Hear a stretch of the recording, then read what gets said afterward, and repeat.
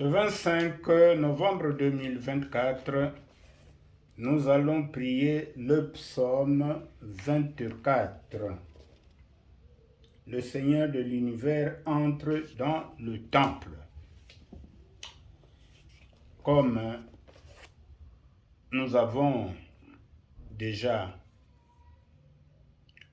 procédé dans les prières antérieures, notre prière du psaume aura deux séquences. La première séquence consiste à donner un aperçu du message du psaume. Et la deuxième séquence, la prière proprement dite. Alors, pour notre psaume 24 que nous allons prier, pour ceux qui ont le temps de le lire, vous verrez qu'au début de ce psaume, le droit de l'Éternel à posséder la terre est reconnu. La terre est à lui parce qu'il l'a créée. Après cette reconnaissance du droit de Dieu sur la terre, se pose la question suivante, qui reprendra sur elle la domination qu'Adam et Ève ont perdue. C'est là aussi une façon de dire, qui montera sur la montagne sainte. La montagne est le symbole de la domination millénaire. Vous pouvez le lire dans Ésaïe, chapitre 2, les versets 2 à 5. Donc, la montagne est le symbole de la domination millénaire où le roi, selon le cœur de Dieu, tiendra le sceptre du gouvernement universel. Alors, cette prière fait référence à l'histoire religieuse juive, mais surtout une figure du Messie qui deviendra le berger du peuple sur qui il y dominera et établira sa royauté. La pensée qui remplit ce psaume est celle de la pureté de cœur et de la conduite intègre de ceux qui veulent approcher Dieu. La question fondamentale que tout croyant devrait se poser est celle-ci. Au jour dernier, pourrais-je tenir devant la présence de Dieu? Les versets 4 et 5 donnent la réponse à notre interrogation. Si nous ne marchons pas dans la voie de l'innocence par rapport au péché ici-bas, eh bien, la voie, autrement dit, si nous ne marchons pas dans la voie de la sanctification, nous serons terrorisés de la présence de Dieu. C'est ici donc un avertissement qui s'adresse à chacun de nous. Pour monter sur la montagne sainte, il faut marcher sous l'autorité du Seigneur Jésus-Christ. Alors, la pensée du jour pour ce psaume, c'est que ayons la crainte de pécher. Il nous faut donc servir Dieu avec révérence, car la crainte de Dieu est le commencement de la sagesse, nous dit le psaume 111 au verset 10. Alors à présent, nous allons prier le psaume tel qu'il nous est présenté avec ses paroles. Et chacun de nous pourra actualiser cette prière en s'identifiant personnellement au psalmiste. Mais ici, nous allons prier les termes du psaume tel qu'il nous est présenté dans la Bible, avec la traduction Le Semeur. La terre et ses richesses appartiennent à l'Éternel. L'univers est à lui avec ceux qui l'habitent.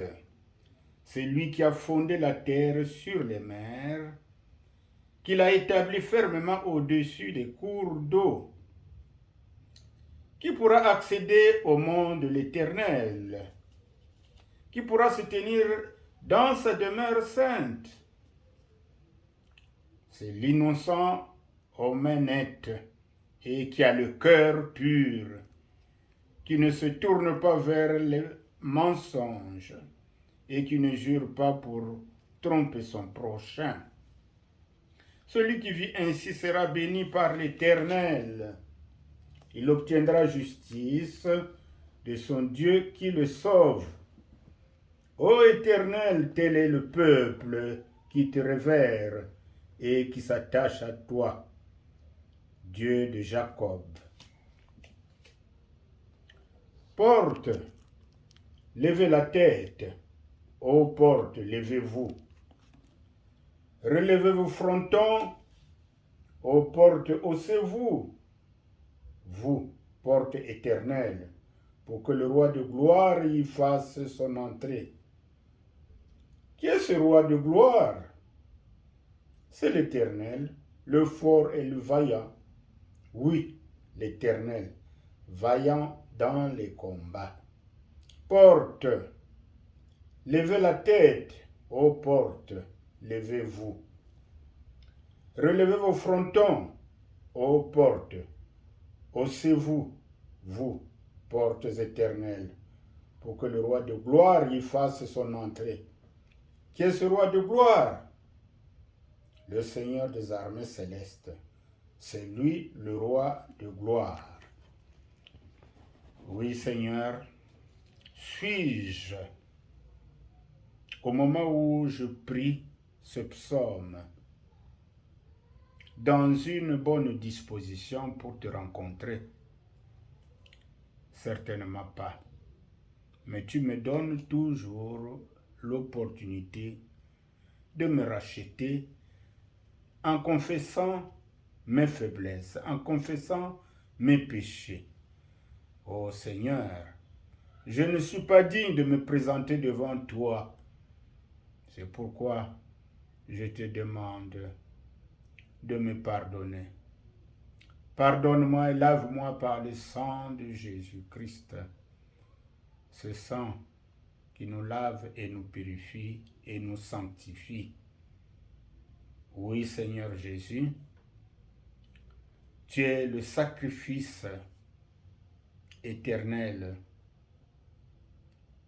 Depuis que tu t'es donné à la croix pour que nous puissions être justifiés devant Dieu, pour que nous puissions être acceptés devant Dieu. Tu nous as ouvert la porte pour accéder à Dieu. Oui, au temps jadis, au temps de la loi de Moïse et des prophètes, il n'y a que les souverains sacrificateurs qui pouvaient accéder aux lieux très très saints. Mais depuis que, Seigneur, tu nous as ouvert la porte avec ta mort sacrificielle, ta mort sur la croix, eh bien nous pouvons accéder à Dieu par ta voix. Mais pour y accéder, nous devons être purs. C'est pourquoi nous te prions de nous tirer par ta main pour que nous suivons tes pas. De nous tirer par ta main pour que chaque fois que nous essayons de tomber, tu nous relèves. Parce que nous avons un Dieu saint. Et pour être en sa présence, nous devons être sanctifiés. Nous devons être saints. Merci de m'aider à marcher dans la sanctification. Pour qu'au dernier jour, je ne sois pas terrorisé par la présence de Jésus et la présence de Dieu. Mais que ce soit un jour de gloire, un jour de joie, un jour où je vais m'approprier de la promesse du salut, vivre dans la félicité éternelle. Sois béni, sois exalté. Dans le nom de Jésus-Christ, nous avons ainsi prié. Amen.